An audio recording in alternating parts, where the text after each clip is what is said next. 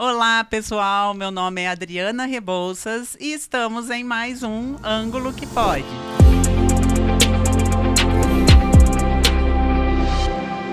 Gente, hoje eu tô aqui.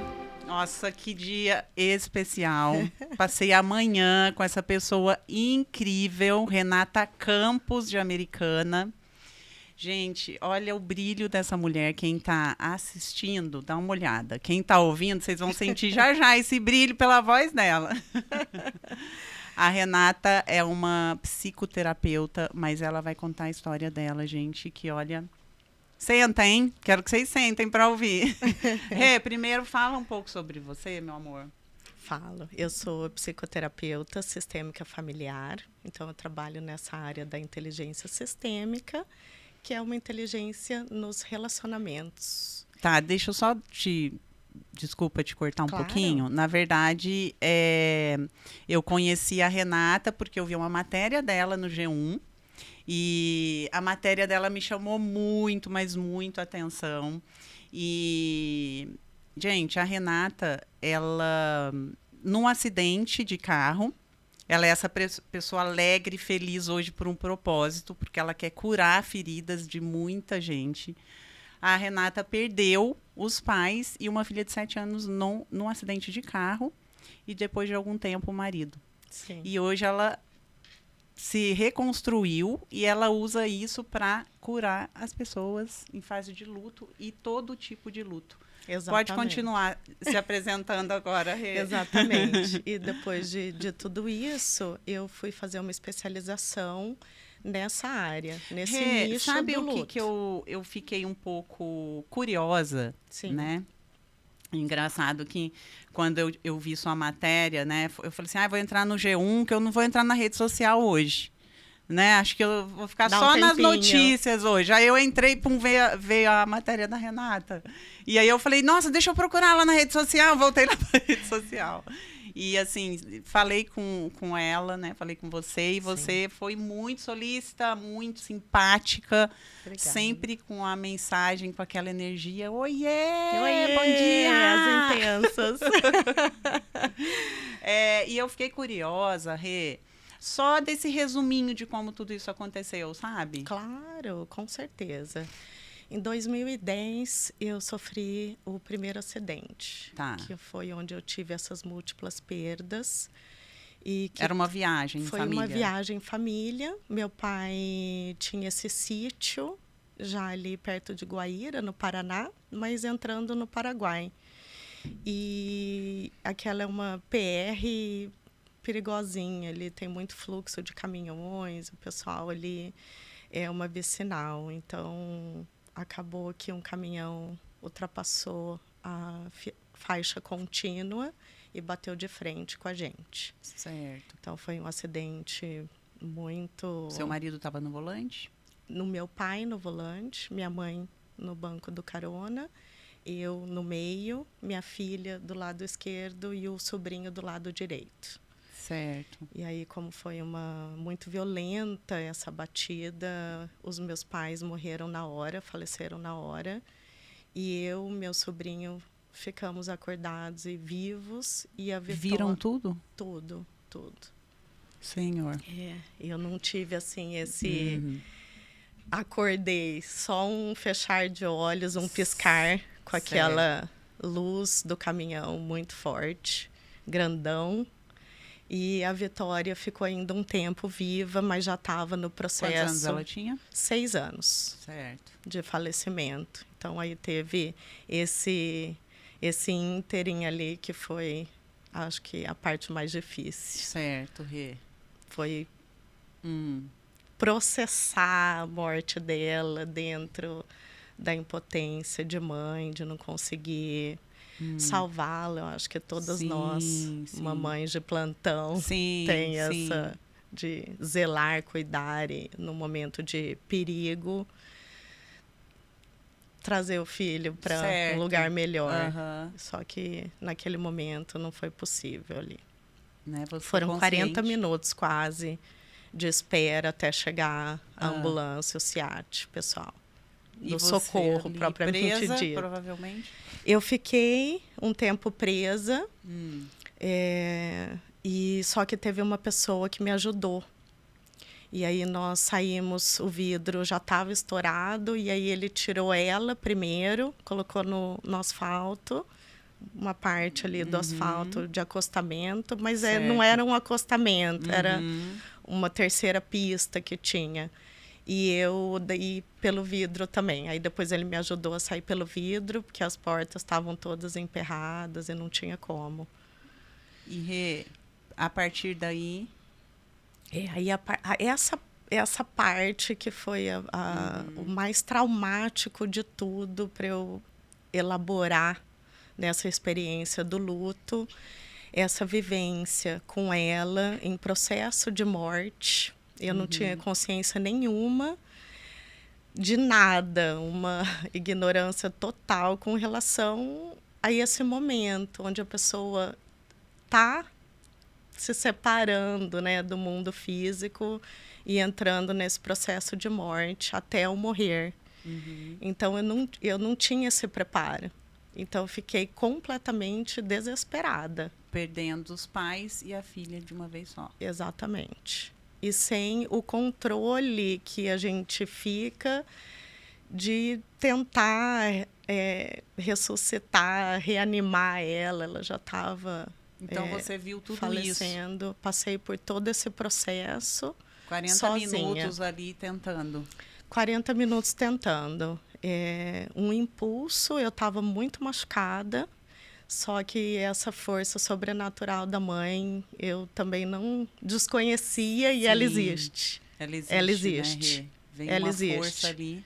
É um instinto das mulheres e das mães, principalmente, quando estão nesse sobrevivência ali, certo. Vida e morte. E o dia seguinte?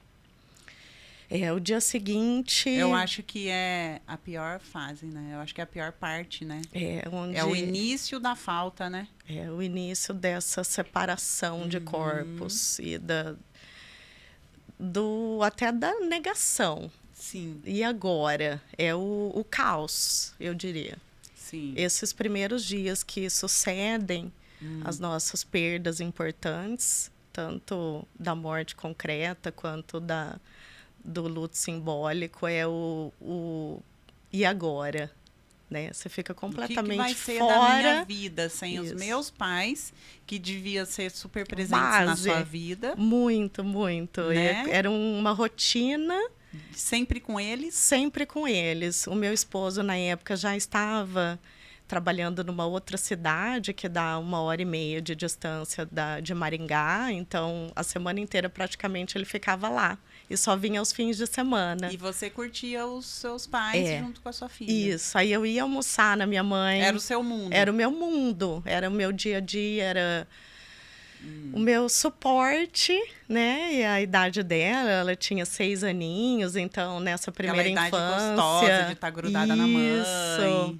Foi assim, a primeira neta, menina, então xodó minha mãe... dos seus pais. Isso, exatamente. Então foi uma vida embora, né? Isso. Foi metade de você, foi sua vida, foi seu coração junto ali, até você curar a dor, né? Exatamente. E isso acontece... nessa amplitude da experiência do luto, e as pessoas nunca param para refletir sobre isso. O que o luto traz? Não é só, que já é muito, né? Esse só aí tem um aspas.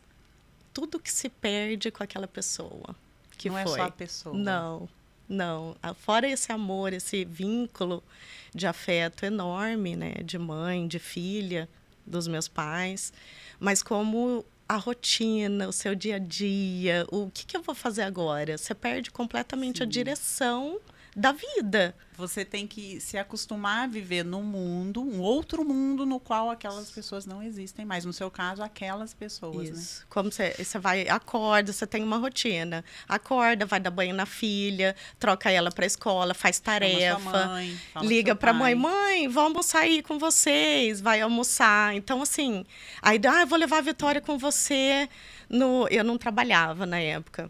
Eu vou levar a Vitória com você na escolinha, depois nós vamos no mercado. Então, assim, uma rotina. E você dessa forma violenta, abrupta, como é que você faz? Meu Deus, você acorda Rê. no outro dia e fala, é isso E aí, aí? meu Deus, E e aí? aí? E O que agora? que eu vou fazer? A percepção é tão devastadora, porque você pensa, não tem mais sentido, acabou, a minha vida acabou. Sentiu vontade de morrer? Sim, muito. O caminho do luto é um caminho que a gente vive muito intensamente a morte, estando vivos. Você fica com a morte muito presente. Certo. Pela perda e tudo que se perde com aquela pessoa e entra em contato com essa vulnerabilidade enorme da vida, que até então eu também... A gente não tem essa, culturalmente falando, essa percepção da tua própria vida. Sim. Então você pensa, caramba, de uma Ninguém se hora para prepara outra pra isso. eu também posso morrer. E agora? Como que fica isso dentro de mim? Então, fazer essa... nós não estamos preparados para isso, definitivamente. Rê, assim, me chamou muita atenção a sua história, a forma na qual você se fortaleceu e se colocou aí para ajudar pessoas que estão passando pelo luto, né? E o mais interessante é que você não cuida só de pessoas que perderam alguém. Tem vários lutos. Né? Sim, nós temos uma gama enorme. A pessoa não morre, mas às vezes a gente tem que matar alguém. Exatamente. Na nossa vida, no nosso pensamento, na nossa rotina, mas ela vive ainda. Isso. Um divórcio, um filho que casou, um filho que foi morar fora. Isso, são os lutos simbólicos, o nome técnico disso. Mas ainda tem a continuidade do acidente, né? Aí a gente... Sim, a gente, depois desse tempo de tentar, de alguma forma, sobreviver, porque deram uma sobrevida, como que eu vou continuar sem eles? E aí o meu esposo já estava morando nessa outra cidade e eu logo me mudei. Então, eu estava numa cidade desconhecida. Que é americana? Não, Londrina. Ah, Londrina. Você nasceu onde mesmo? Maringá. Maringá. Eu sou natural de Maringá. E até então vivi lá. E aí, assim, uma cidade, apesar de ser 1h30 de distância, relativamente perto, mas eu não conhecia ninguém, eu não tinha familiares, uma amiga que eu pudesse contar. E completamente enlutada numa cidade estranha, que não deixa de ser um luto simbólico. Né? E agora? Significa uma ruptura na vida para recomeçar. Então, tudo muito novo e tudo muito complexo envolvido pela tristeza, pela solidão. Assim, o papel de mãe, ela era minha filha única. Então, e agora? Eu não tenho... O que eu faço? Eu não sou mais mãe, eu não tenho mais minha filha para cuidar. O Marlon, na época, a forma que ele encontrou... Isso, foi de... trabalhar excessivamente, então ele se tornou workaholic. Ele ia muito cedo, e voltava muito tarde, então passava a maior parte do tempo sozinha e num luto muito sombrio, assim, adoecedor. Então fiquei... Não tinha amigos? Não. Tinha acabado de chegar na cidade, marido trabalhando em outra cidade para curar até a dor do luto. Isso. Então, foi muito difícil. Foi um luto prolongado, que hoje usa-se essa terminologia, o luto patológico, que a gente fala.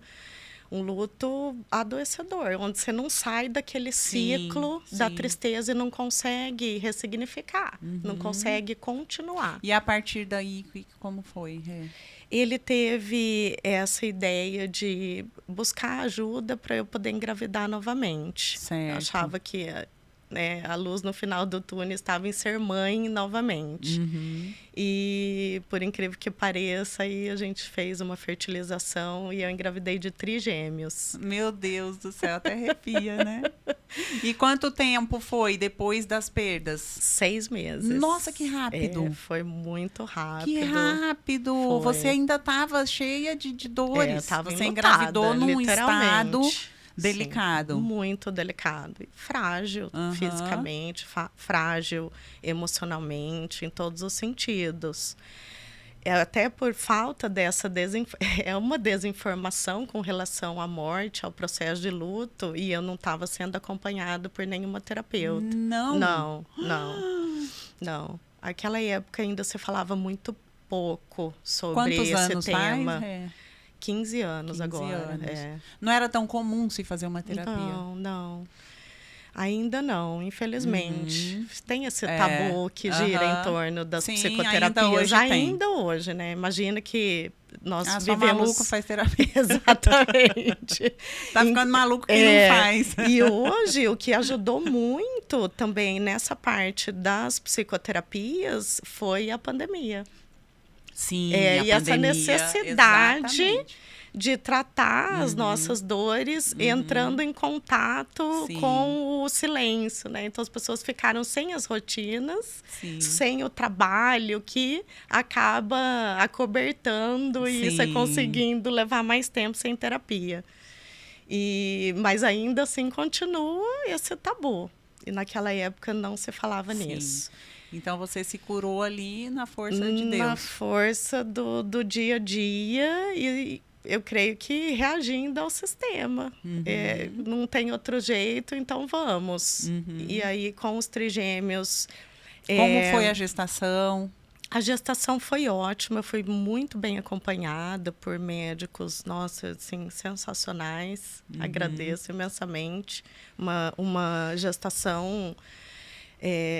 o meu médico costumava falar assim, não vamos falar que é de risco, porque parece que você vai perder esses bebês a qualquer momento. Tá. Vamos tirar a palavra risco. Vamos tirar a palavra risco, porque tinha... uma gravidez delicada. Não, gravidez de trigêmeos de trigêmeos né? tem um risco. E o meu biotipo já não ajuda muito, pequenininha. E 3 bebês. Meu Deus. Então, um risco de perda significativo novamente. Certo. Ainda mais com o emocional tão abalado. Né? Aí eu fiquei apreensiva, o Marlon ficava apreensivo. Precisou fazer repouso? Fiz. Tive até um internamento na época. Eu fiquei diabética em virtude de uma consequência do acidente. Então, eu tive pancreatite no acidente, bati essa parte abdominal. E aí, com os hormônios de 3 gestações, eu fiquei super diabética. Meu Deus. E aí, os bebês entraram em risco, né? Porque o bebê acaba tomando essa... e engordaram demais. Eu tive que ficar internada 1 semana para conter essa questão. Então, assim, não deixou de ser uma gravidez preocupante, mas correu tudo bem. Eu tive os meninos prematuramente. Eles nasceram com 33 semanas. Até que não foi tão prematuro, não foi tão, né? Eu ia te trazer nasceram isso agora. Grandinhos. Nasceram quilos grandinhos. Cada um, você... Lembro sim. Lógico, o Mateu nasceu com 1,950, que é assim, uma pesagem excelente para trigêmeos. E para o meu tamanho foi excelente. O Pietro, 1,700, que foi um pouquinho menor. E aí o Henrico, que nasceu com 1,400. Sim. E aí ele teve uma intercorrência também. Pegou septicemia, porque ficou mais tempo na UTI. Aguardando ganho de peso. E aí, quando ele saiu da UTI, ele estava contaminado por uma bactéria. Aí eu sofri um luto ali. Ai, meu Deus. Teve essa performance de desespero também. Com medo de perdê-lo. Isso, com medo de perdê-lo. E um tempo muito grande que ele ficou no limiar da vida e da morte. Meu Deus. Porque ele fez várias cirurgias, ele teve várias paradas cardíacas. Meu Deus! Quanto tempo ele ficou na UTI? 3 meses. Então, foi muito tempo. Os 2 saíram da UTI rapidamente, porque já estavam com uma pesagem boa e respiraram bem. E aí foram para casa. E aí na UTI. Então, eu fiquei dividida entre o hospital e a casa. Então, foi um período muito difícil. E, pós-parto, Fica comprometida essa parte psicoemocional da mulher também. Fica, bastante. Então, Que barra, hein? Foi uma barra ali com ele. A vida de UTI para as mãezinhas com recém-nascidos é muito difícil. O amparo também é muito baixo nessa área hospitalar. Certo. E aí você ainda não tinha esse propósito de ajudar as pessoas, ainda não estava, já estava latente em você ou ainda não? Não, nem pensava nisso. Nem pensava. Estava só ali tentando curar aquela dor dele não estar bem, o medo de perdê-lo. Isso, o medo de E perder. a ferida dos lutos ali. Anteriores. Então, aí latejando. Então, eu creio que foi assim, ladeira abaixo ou ladeira acima, não sei te dizer exatamente, mas era muita informação e muito estado de conflito caótico, de ter que passar por aquilo num período muito curto. Então, eu ia força maior, reagindo a tudo aquilo.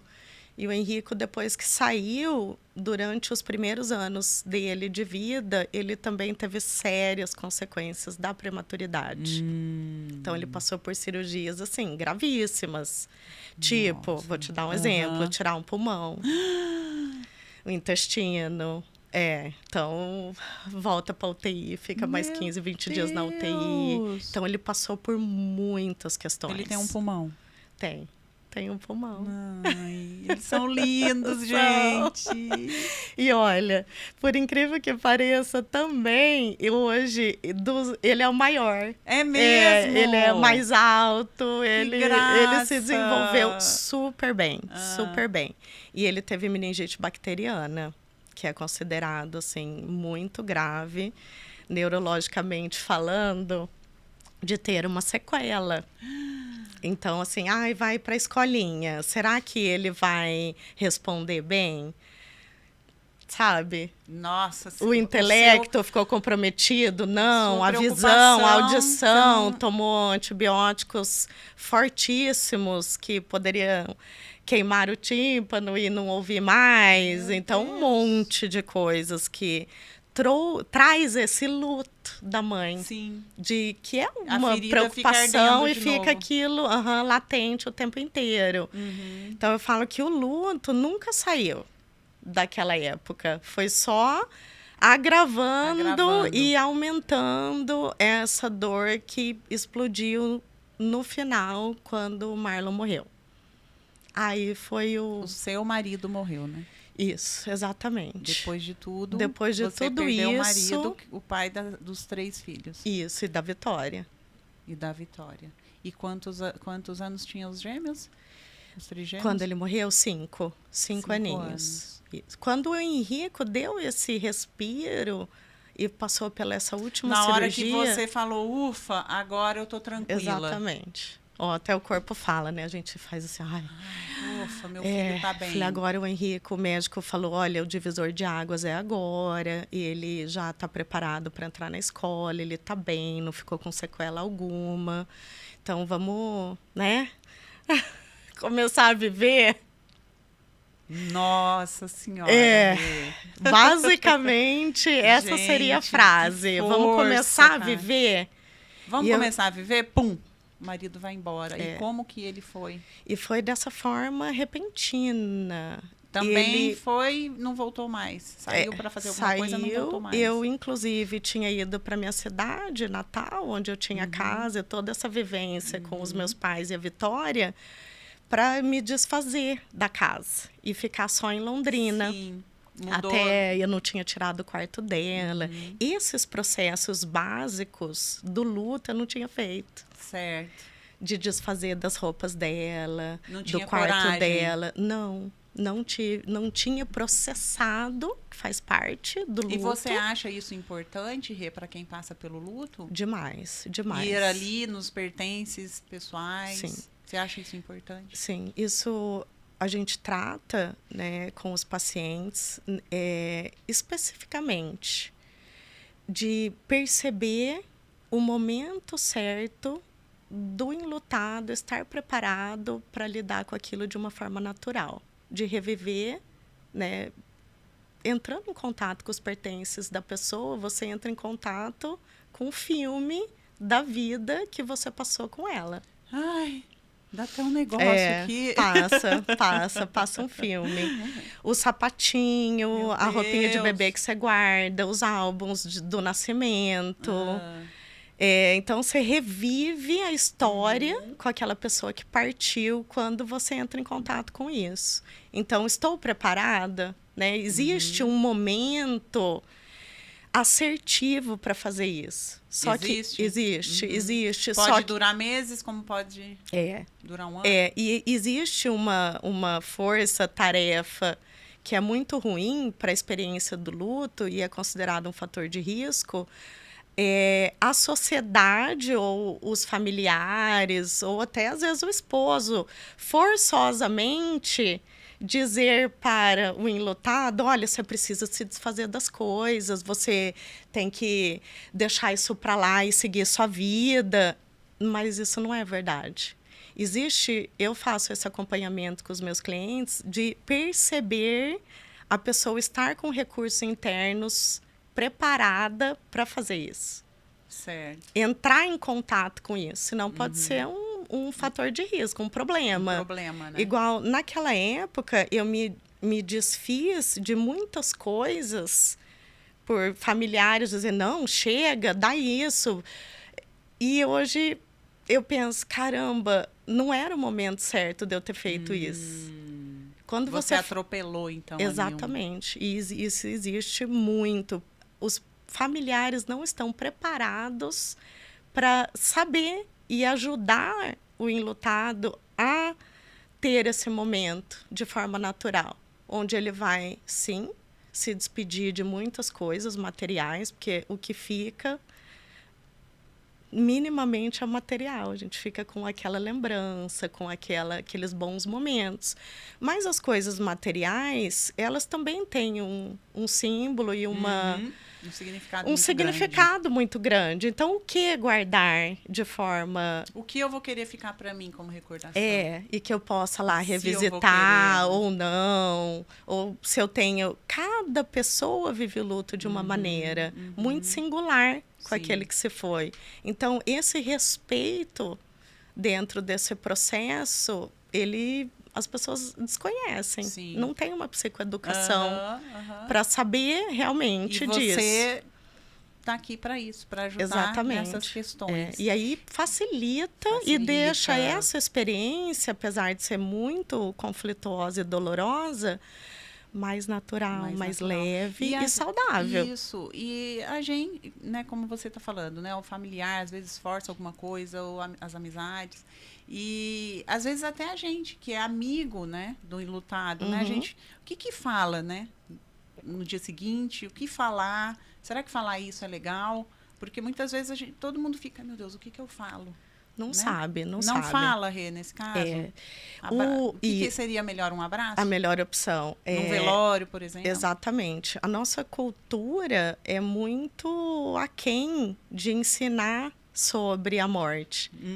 Fala-se muito da vida, mas não fala-se que na vida existe a morte. A única certeza que a gente tem ao nascer é que um dia... nós vamos morrer. Sim. E ninguém fala disso. E quanto menos se fala, mais a desinformação acontece e a gente não sabe se comportar de uma maneira assertiva e até respeitosa. Então, o silêncio é o melhor caminho. Você estar presente emocionalmente com aquela pessoa que está enlutada nesse processo. E o que é estar presente emocionalmente? É você realmente estar com o teu coração ali com ela e poder compartilhar esse amor com ela, de apoio. Olha, eu estou aqui com você. O que você precisar, conte comigo. Então, fisicamente falando, essa troca até do toque, do abraço, do aperto de mão firme, eu tô aqui olhando no teu olho e falando, olha, eu tô aqui com você. Para o que você precisar. Para o que você precisar. E por que o silêncio, né, do verbo? Porque os nossos ouvidos, quando eles aguentam ouvir aquela tristeza, aquela angústia, aquela dor da pessoa que está passando pelo processo de luto, o teu coração está presente ali com ela no amor. Porque é muito difícil você fazer isso. Sim, né? Exatamente. Você fica sempre movido a sair daquela situação. Sim. E como que você fica movido a sair daquela situação? É dizendo algo, olha, tudo vai ficar melhor. Ele tá num lugar melhor, ou ela, isso ou não é vida legal que falar? segue. Não, essas frases prontas, nossa, vida que segue é de matar. Vida que segue Você viu o que você falou? É de matar? Porque realmente atrapalha aquela pessoa que está vivenciando o luto. Porque ela não quer ouvir isso. Sim. Ela só quer esse acalento, esse acolhimento emocional. E você ensina tudo isso. Sim, eu com a sua dor, você cura as feridas das pessoas que estão passando pelo luto. Eu ajudo, né? Eu direciono. Você ajuda. O mérito é dela. E o sorrisão, né? Na hora que fala, eu ajudo, foi de orelha a orelha. Faz um bem, né? Porque eu acho que quando você ajuda a si própria também, sim, né? a troca é incrível, né? Cada história é tão singular, é tão maravilhosa. Sim. E pelo que eu vi, você tem clientes em todos os lugares do Brasil, né? Sim, sua agenda do mundo. É bem concorrida. Do mundo. Do mundo, né? Por que do mundo? Porque tem muitos brasileiros, esse é o bom do online, né? Tem um alcance. É prático também, né? Tem um alcance muito bom. E temos Portugal, França. Nossa, na França acho que eu tenho 3 clientes. Jura? Que incrível. Até já atendi uma cliente em Frankfurt.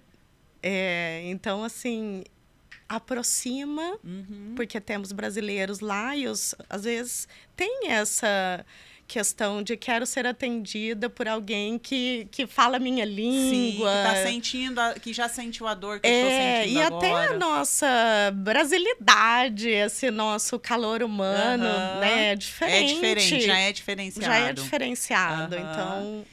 o online aproxima nesse sentido. Certo. Então... E Rê, eu queria te perguntar como o seu marido faleceu rapidamente. Claro. E depois eu queria que você falasse o tipo de luto que você ajuda as pessoas. Qual tipo de luto que você ajuda as pessoas? Perfeito. Porque o luto não é só perder alguém, né? Não. Como eu disse. Tem vários tipos de luto. Então, Sim. eu queria que você falasse sobre isso. Mas, primeiramente, como você perdeu o seu marido? Eu estava fazendo esse processo de me desfazer das coisinhas da Vitória. O quarto dela era pintado de lilás, então iríamos alugar a casa. Então, falei, não, vamos deixar tudo branco. Então, eu estava nessa performance quando o meu telefone tocou. E era o diretor da empresa. E eu percebi a voz dele ofegante, estava muito nervoso. E ele falou, onde você está? Nossa. E quando eu atendi, eu falei, oi! Tudo bem com você? Mal sabia. Mal sabia. E aí ele falou, onde você está? Eu falei, eu estou na minha casa, aqui em Maringá. Ele falou, Renato, o Marlon morreu. Nossa ele senhora, não esperou. Desse jeito. Eu caí dura, literalmente, eu desmaiei. E tinha uma das babás dos meninos que estavam lá comigo e a minha cunhadinha, a irmã do Marlon, também, nesse processo de tirar as coisas do quarto e tal. E eu dei um grito e desmaiei, elas vieram correndo. E o que aconteceu? Aí foi aquele desespero total também. Uma morte repentina, novamente. Mesma configuração de morte, que acidente de trânsito. E foi um tempo, assim, que eu precisei... Nossa Senhora, na hora repensar. Que você se arrastava, levantava com muito custo, vinha, pá, te derrubava. Exatamente. Você levantava. Só que ali foi a minha virada de chave. Foi a sua... Foi a virada de chave. Foi esse renascimento para o luto, para tirar o luto da sua vida. Isso. E para entender o que é isso, essa repetição. Comigo? A priori, foi o que me despertou. Eu falei, quando eu passei por essas múltiplas perdas, eu continuei, assim, na espiritualidade, acreditando que não era comigo algo assim tão ruim, trágico acontecer, que podia acontecer com qualquer pessoa. E me deu essa percepção errônea de que eu estava imune à morte. Só que não, ninguém tá. Né? Foi uma percepção errada mesmo. E quando eu recebi a notícia que ele tinha morrido, eu falei, tem alguém atirando em mim, não é possível. Hoje eu dou risada, mas essa foi a sensação. Falei, cara, que é isso? Como assim? Como assim?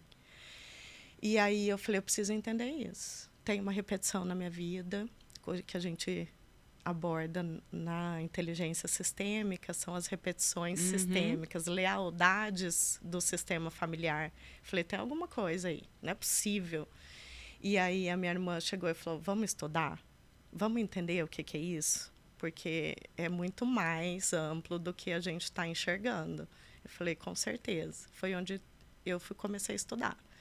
Entrei numa pós-graduação na área do comportamento humano, que é abordagem sistêmica familiar, e comecei a entender essa performance dos comportamentos humanos, das relações, e por que acontecia isso, e o que o luto também estava querendo me dizer.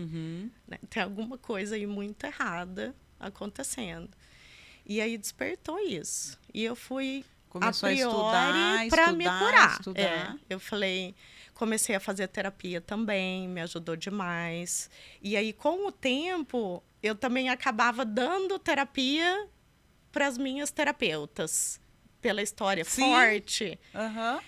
E você é um tipo de pessoa que fala, a conversa vai embora, né? Você fala de uma forma muito tranquila, tem um jeito que gosta de ajudar as pessoas, né? Então... Eu falei, foi juntando tudo e um transbordo. Chegou um momento que as pessoas que estavam convivendo comigo, cara, você tem que falar disso, você tem que ajudar as pessoas, eu tenho que, né? Eu falava, calma, ainda não. Só que surgiu a ideia. Eu falei, caramba, é um novo sentido, mas primeiramente eu preciso estar com esse caminho refeito, curada. Você teve a noção de que não foi com você, foi para você. Para você hoje ajudar tantas pessoas. Coisas trágicas e coisas ruins acontecem na vida de todo mundo. Claro que dentro de cada sistema, de cada núcleo familiar e o teu individual, acontecem uns mais, outros menos. Eu digo de intensidade. A gente não compara tragédia nem acontecimentos, mas acontecem coisas na vida de todo mundo. São formatos, sintomas diferentes, mas acontece. E como lidar com isso de uma maneira mais assertiva, mais leve, mais natural? Porque a morte é natural da vida. Só que a gente não leva isso com naturalidade. Por quê? Porque a gente não aprende isso na escolinha. Não deveria. Aprende. Deveria, né? Gente, o que é mais, assim, interessante na Renata é que ela realmente é essa pessoa leve, de riso fácil, né? Uma pessoa cheia de energia boa. Então, eu acho que ela ressignificou tudo isso, né? Sim. E hoje é essa grande profissional, né? Que cura almas, né? Eu adoro esse cura corações termo. Aflitos. Isso, né? Porque é muito profunda. A abordagem sistêmica e a terapia do luto, quando ela chega na elaboração, nesse novo sentido, é muito profunda. Então, é uma cura de alma. É uma cura de alma. É uma direção. E quando eu falei aqui que você cura, né, almas e corações, o seu sorriso abre, né? Como eu falei, nada, o brilhinho mas no eu olho. ajudo. Então, assim, parabéns. Obrigada, por essa pessoa Dri. incrível que você é. Eu que agradeço. Na rede social, você passa isso e é realmente o que você é. Sim, pessoalmente é mais agradeço. ainda. Uma energia ótima. Estive o dia todo com a Renata e com o maridão, né, gente? Que não falou dessa parte. Foi uma parte...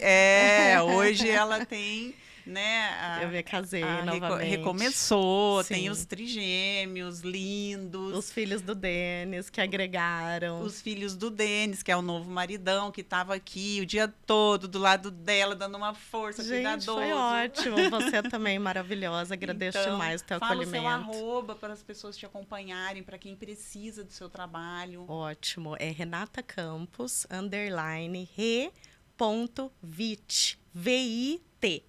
V-I-T. É. Tá, Renata Campos. De Renata e de Vitória. Ok. Só que é re.vit. Entendi. Maravilha. E hoje você atende online? 100% online, qualquer parte do mundo. Os atendimentos são feitos. Nesse propósito lindo. Sim. De ajudar as pessoas a entender exatamente. essa dor. É nesse e caminho. Ressignificar essa dor. Para a vida. Não é? É, Revite para a vida. Meu Deus, olha, e o nosso tempo acabou rapidinho, Oh. né? E a gente já conversou tanto de Não manhã. tem aqueles podcasts de 3 horas que você tem, falou? Né? Tinha que ser o seu. Bora para a segunda etapa, Adri. Vamos marcar mais 3. Vamos. Vai dar tempo de falar de tudo que a gente falou de manhã. Isso. Né? O assunto fluiu tanto que a gente até chegou um pouco atrasado aqui hoje. Exatamente. Então, parabéns. Obrigada por vocês terem vindo. Eu que agradeço. Parabéns mesmo por tudo, por sua história, por sua força, por essa mulher linda que você é, né? Agradeço. Por esse sorrisão aí que você esbanja. Eu agradeço você, o teu carinho, o teu amor. Você também é uma pessoa maravilhosa. Foi um dia muito especial. Me acolheu demais, eu agradeço demais. Muito obrigada, eu que meu agradeço. amor. E nós ficamos com mais um Ângulo que Pode. Até a próxima.